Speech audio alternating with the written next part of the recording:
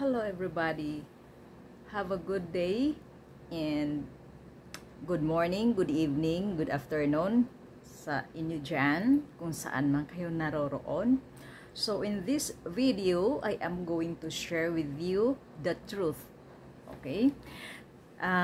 Di ba maraming kumakalat na false information about sa paggamit ng mga emoji or stickers. Sabi ay nakaka-affect daw ng engagement. Kaya daw bumababa ang ating engagement dahil sa ating comment na mga sticker or emoji.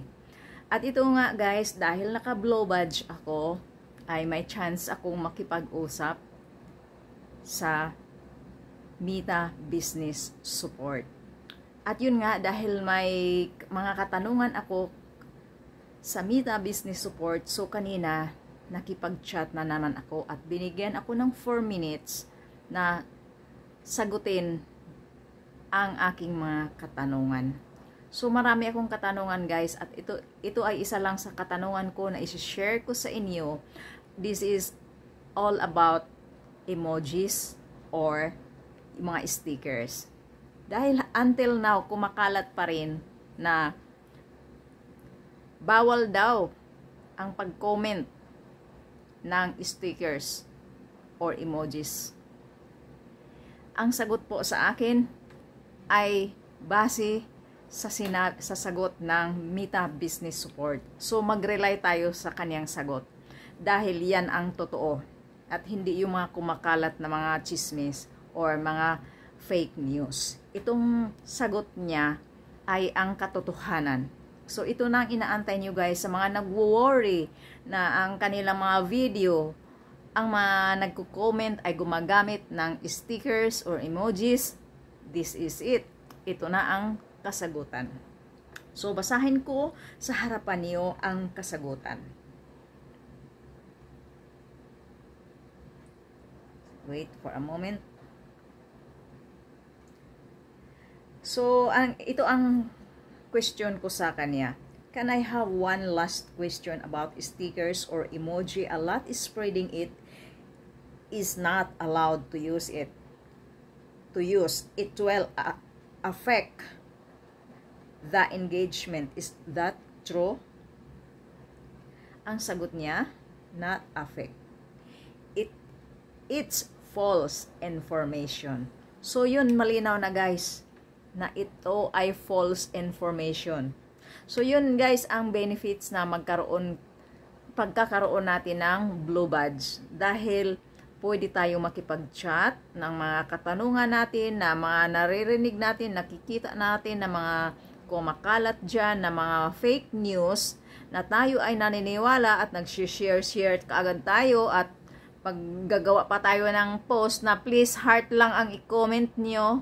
Please heart lang, wag niyo naman akong i-like, wag niyo i-like, wag paulanan like. Hindi niyo ba alam guys na ang number 1 ay ang like button ang number 1? Tingnan niyo sa insight, ano ang pinakauna doon na nakalagay? Like button, hindi heart. So pangalawa lang yung heart guys doon. So kaya wag kayo basta-basta maniniwala ng mga fake news. Ngayon, alam na natin na fake news pala yan. Hayaan nyo na. Ako nga, gumagamit ako niyan. Marami, lalo na pagpagod na ako guys. At pagod ng mata ko. Ang mga reply ko talaga guys, puro sticker. Puro sticker. Minsan, isang sticker ng alang na maliit. Minsan, 2, minsan 3. Depende yan guys, sa pagod ko na guys. Kaya sticker na ang pinang-reply ko. At saka yung mga kumakalat nga dyan na mga automatic daw na mga comments na bawal daw. Hindi po yan totoo guys. Makipag-chat kayo kung naka-blue badge kayo mismo. Para yun ang sinasabi na to see is to believe, 'di ba? Kasi may mga ugali tayong ganyan, tayong mga Pilipino, may mga ugaling ganyan na to see is to believe. Makipag-chat kayo guys. 'Di ba? O kung wala naman kayong blue badge tapos may katanungan kayo na gusto nyong masagot na hindi nyo alam kanino itanong, pwede kayo mag-comment dyan. Next time, pwede ko itanong yan. Hindi ko sasabihin na galing sa iba, kung baga galing sa sarili ko. Dahil bawal guys. bawal lumapit sa Meta Business Support gamit ang ibang tao. Kailangan sarili ko lang. Yan ay isang klase ng violation, guys. Halimbawa, guys, tutulungan ko kayo. Isa sa inyo dyan, tutulungan ko, ilapit ko sa Meta Business Support. Yan ay bawal, guys. Yan ay isang klase ng violation. At na-experience ko na yan. Kaya nagkandakalat talaga ang aking sorry, guys, kasi hindi ko talaga alam na bawal. So nagkandakalat. So lessons yun sa akin na hindi na ako gagawa ng ganyan, at ipapaliwanag ko na lang sa iba na kung gustong humingi ng tulong na hindi sila naka-blue badge. Sabihin ko na lang, guys, na para sa sarili ko yan. Hindi ko na sabihin na galing para sa ibang tao, hindi. Kasi bawal nga, guys. So kung may gusto kang itanong na i-comments nyo na lang dyan. Kasi try kong next time pakipag-chat at gamitin kong katanungan yan. Sasabihin ko may mga kumakalat na naman ng mga chismis na ganyan. Katulad niya mga emoji. Ang pagkatanong ko sa kanya kung totoo na bawal yung mga emoji na kumakalat, na bawal i-comment kasi nakaka-affect daw ng engagement. Hindi yan totoo, guys. Hindi totoo. So, yun lang, guys, ang aking isi-share sa inyo, at mayroon pa akong ibang gagawing video na ibukod ko, hindi ko na pagsamasamahin para nakafocus lang itong video na ito sa comments. Sa comments na stickers. So, once again, guys, thank you so much for watching. Hoping you like, share, and please follow me.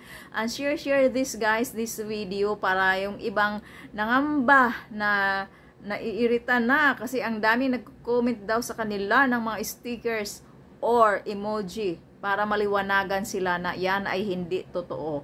Dahil kung bawal talaga yan, guys, ay hindi yan ilalagay dyan. Hindi yan ilalagay dyan, guys. Hindi yan ilalagay. Tandaan nyo. So, that's all, guys. See you on my next video tutorial or sharing video or sharing yan mga kaalaman na nalaman ko sa Meta Business Support. Nakakabulol. So, yun lang, guys. Bye-bye.